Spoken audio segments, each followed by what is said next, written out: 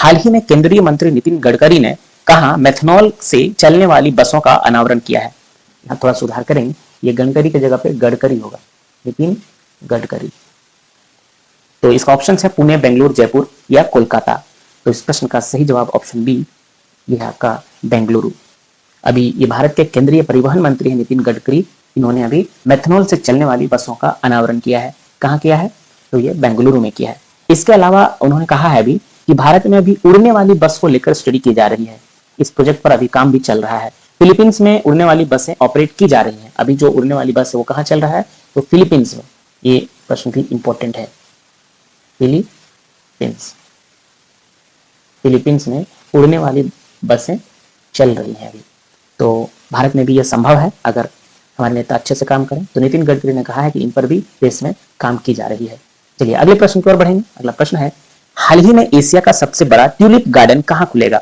Option है ए Arunachal Pradesh, B Himachal Pradesh, सी जम्मू कश्मीर या D Rajasthan. तो पहले आंसर जानते हैं इस प्रश्न का। सही जवाब है ऑप्शन सी जम्मू कश्मीर। कश्मीर के श्रीनगर में स्थित है एशिया का सबसे बड़ा ट्यूलिप गार्डन। जम्मू कश्मीर के कहा? तो इस शहर का भी नाम याद रख लेंगे, श्रीनगर में। कश्मीर के श्रीनगर में एशिया का सबसे बड़ा ट्यूलिप गार्डन स्थित है। एशिया का सबसे बड़ा ट्यूलिप गार्डन जो है श्रीनगर की प्रसिद्ध डल झील के किनारे के आसपास के क्षेत्र सिराज बाग, चश्मा शाही और जावरन बाग पहाड़ियों की तलहटी में स्थित है। तो मेन याद रखेंगे, डल झील जो है बहुत फेमस झील है पर्यटन के लिए, उसके आसपास है। इसके अलावा एक सिराज बाग है, चश्मा शाही है और जावरन बाग पहाड़ियों की तलहटी में स्थित है। तो याद रखेंगे। अगले प्रश्न की ओर बढ़ेंगे। अगला प्रश्न देखते हैं। अगला प्रश्न है, हाल ही में किसके द्वारा लिखित उपन्यास पागलखाना को व्यास सम्मान 2022 के लिए चुना गया है? ऑप्शन है मेघना अहलावत, डॉक्टर ज्ञान चतुर्वेदी, प्रोफेसर जी बालन या वी राम सुब्रमण्यम। तो इस प्रश्न का सही जवाब है doctor Gyan Chaturvedi. Option B is correct answer. उपन्यास का नाम है पागलखाना। इनको व्यास सम्मान 2022 के लिए चुना गया। इसमें 2-3 प्रश्न बनेंगे, ध्यान से इस प्रश्न को देख लीजिए। वर्ष 2022 के व्यास सम्मान के लिए प्रख्यात लेखक डॉक्टर ज्ञान चतुर्वेदी के उपन्यास पागलखाना को चुना गया है।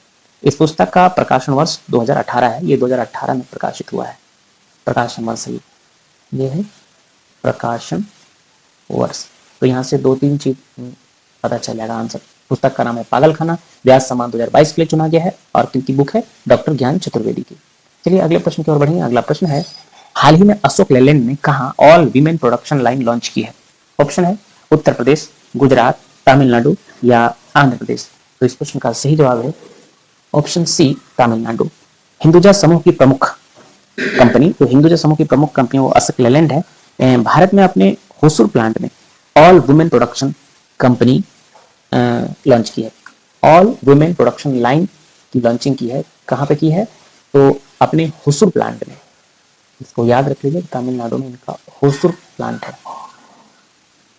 होसुर प्लांट नाम थोड़ा अजीब है लेकिन याद करिए, अजीब प्रश्न ही आते हैं एग्जाम में। ठीक है, इसका इनका मुख्य उद्देश्य क्या है? तो ये ऐसा क्यों किया कि all women production line launch किया है? तो इसका मुख्य कारण है महिला सशक्तिकरण को बढ़ावा देना और साथ ही साथ महिलाओं को मैन्युफैक्चरिंग प्रोडक्शन की ओर आकर्षित करना। चलिए अगले प्रश्न की ओर बढ़ेंगे। अगला प्रश्न है, हाल ही में किसने स्वतंत्रता के लिए भारत का संघर्ष गांधीवादी युग नामक पुस्तक का विमोचन किया है? एक बार बुक का नाम पहले देखिए ध्यान से। स्वतंत्रता के लिए भारत का संघर्ष गांधीवादी युग, स्वतंत्रता के लिए भारत का संघर्ष गांधीवादी युग नामक का विमोचन किया है। ऑप्शन थे V Ram Subramaniam, S P Chidambaram, Abhinav Kashyap, Mohit Joshi. इसका सही जवाब है option A V Ram Subramaniam. Supreme court के न्यायाधीश न्यायमूर्ति वी राम सुब्रमण्यम ने स्वतंत्रता के लिए भारत का संघर्ष गांधीवादी युग नामक एक पुस्तक का विमोचन किया है। ठीक है, ये सुप्रीम कोर्ट के न्यायाधीश हैं वी राम सुब्रमण्यम, इन्होंने ही इनका विमोचन किया इस पुस्तक का। अब अगले प्रश्न की ओर चलेंगे। अगला प्रश्न है आपके सामने, हाल ही में आयुष मंत्रालय कहां योग महोत्सव 2023 का आयोजन करेगा? ऑप्शन है मुंबई, इंदौर, नई दिल्ली या कोलकाता। तो इस प्रश्न का सही जवाब है ऑप्शन सी नई दिल्ली। ठीक है, अब देखिए, मोरारजी देसाई राष्ट्रीय योग संस्थान के साथ आयुष मंत्रालय दिल्ली के ताल कटोरा इंडोर स्टेडियम नई दिल्ली में 13-14 मार्च 2023 तक 3 दिवसीय योग महोत्सव और 15 मार्च 2023 को MDNIY में पोस्ट महोत्सव योग कार्यशालाओं का आयोजन करेगा। तो सबसे पहले देखिए ये कहाँ हुआ? प्रश्न के अनुसार ये नई दिल्ली में हुआ। कब हुआ? 13 से 14 मार्च तक तो इसका आयोजन हुआ और 15 मार्च को पोस्ट यानी कि योग महोत्सव हो गया। तो यानी कि 13 से 15, 13, 14 और 15 मार्च को इनका आयोजन हुआ, 3 दिवसीय, है ना। और ये कहाँ हुआ? दिल्ली के ताल कटोरा इंडोर स्टेडियम में, मोरारजी देसाई राष्ट्रीय योग संस्थान और आयुष मंत्रालय के सहयोग से। तो ये थे आज के आपके 10 प्रश्न। अब समय है आपसे प्रश्न पूछने का। आपका प्रश्न है, हाल ही में विश्व गोरैया दिवस कब मनाया गया है? ऑप्शन 18 मार्च, 20 मार्च, 19 मार्च या 21 मार्च।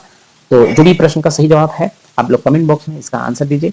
आपके आंसर स्वागत है। आज 23 मार्च है और आज हम लोग देखेंगे कि 21 और 22 मार्च को जो घटनाएं घटी हैं, जो हमारे आने वाले परीक्षाओं के लिए करंट अफेयर के रूप में उपयोगी साबित हो सकते हैं, उन सभी प्रश्नों को शामिल किया गया है। तो चलिए बढ़ते हैं आज के वीडियो की तरफ। लेकिन उससे पहले जानेंगे पिछले वीडियो में हमने जो आपसे प्रश्न पूछा था उसका क्या जवाब है। तो पिछले वीडियो में आप देख सकते हैं, आपसे प्रश्न पूछा गया था कि हाल ही में विश्व गोरैया दिवस कब मनाया गया है?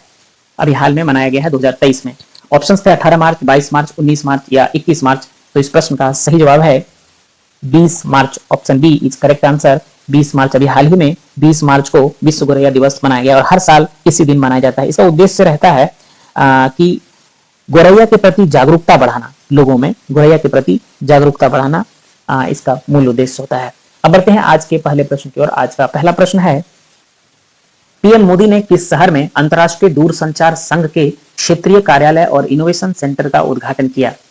ऑप्शन है ए मुंबई, बी बेंगलुरु, सी नई दिल्ली या डी चंडीगढ़। तो इस प्रश्न का सही जवाब है ऑप्शन सी नई दिल्ली।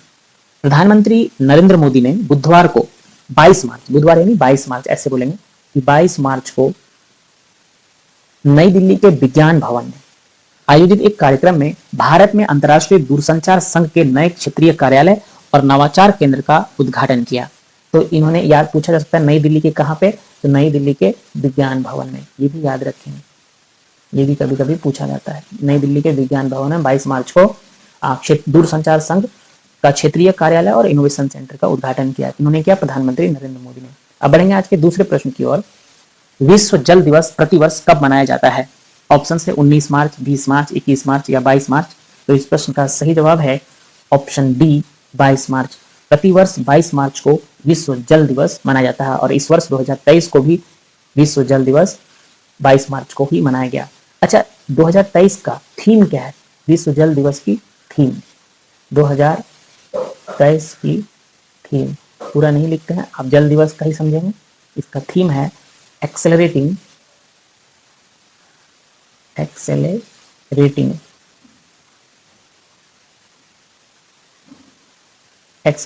चेंज। ये विश्व जल दिवस 2023 की थीम है, एक्सेलरेटिंग चेंज। अब अगले प्रश्न की ओर बढ़ेंगे। तीसरा प्रश्न है आज का, हाल ही में किस देश ने सऊदी ईरान संबंध सामान्यीकरण शांति समझौते की मध्यस्थता की है? ऑप्शन है ए रूस, बी अमेरिका, सी चीन या डी ऑस्ट्रेलिया। तो इस प्रश्न का भी सही जवाब ऑप्शन सी चीन है। चीन के शीर्ष राजनयिक वांग ई, ये याद रखें नाम, वांग ई की मध्यस्थता में ईरान सऊदी के बीच समझौते को मध्य पूर्व में चीन की बढ़ती भूमिका के तौर पर देखा है। ये जो अपना एशिया में है, ये चीन अपनी भूमिका इसमें बढ़ा रहा है। तो अभी आप देख लीजिए, क्वेश्चन जो पूछा गया कि हाल ही में किस देश ने सऊदी ईरान संबंध सामान्यीकरण शांति समझौते की मध्यस्थता की है? तो देश होगा चीन, और चीन के एक राजनयिक हैं, उनका नाम है वांग ई। इनकी मध्यस्थता में ही इनका संबंध सामान्यीकरण शांति समझौता हुआ। किनके बीच? सऊदी और ईरान के बीच। अगले प्रश्न, चौथे प्रश्न की ओर देखेंगे। क्या है चौथा प्रश्न? चलिए, हाल ही में केरल की पहली ट्रांसजेंडर वकील के रूप में राज्य की बार काउंसिल में कौन नामांकित हुई है? ऑप्शन है ए ज्योति मंडल, बी पद्मा लक्ष्मी, सी विद्या कामले या डी इनमें से कोई नहीं। इस प्रश्न का सही जवाब ऑप्शन बी पद्मा लक्ष्मी। पद्मा लक्ष्मी केरल की पहली ट्रांसजेंडर वकील बन गई हैं। ये भी याद रखें, केरल की पहली ट्रांसजेंडर वकील पद्म लक्ष्मी।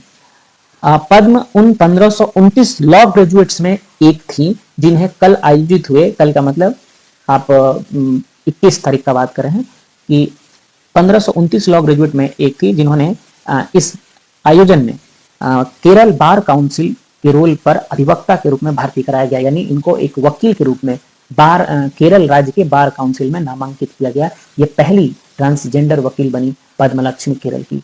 अगले प्रश्न की ओर बढ़ेंगे। चलिए, अगला प्रश्न है, हाल ही में पैट्रिक फ्रेंच का निधन हुआ है, वे कौन थे? पैट्रिक फ्रेंच गायक थे, पत्रकार थे, लेखक थे या अभिनेता थे? तो इस प्रश्न का सही जवाब ऑप्शन सी, वो एक लेखक थे। पैट्रिक फ्रेंच एक लेखक थे। छठे प्रश्न की ओर बढ़ते हैं। चलिए छठा प्रश्न देखते हैं। हाल ही में भारत जॉर्डन दूसरी परामर्शदात्री बैठक कहां आयोजित हुई है? भारत और जॉर्डन की जो अभी दूसरी परामर्शदात्री बैठक कहां आयोजित हुई है? ऑप्शन है नई दिल्ली, पुणे, अम्मान या जयपुर। तो इस प्रश्न का सही जवाब है ऑप्शन ए, नई दिल्ली। अभी हाल ही में भारत और जॉर्डन के बीच रक्षा सहयोग पर, ये इस विषय पर है, रक्षा सहयोग पर दूसरी परामर्शदात्री बैठक नई दिल्ली में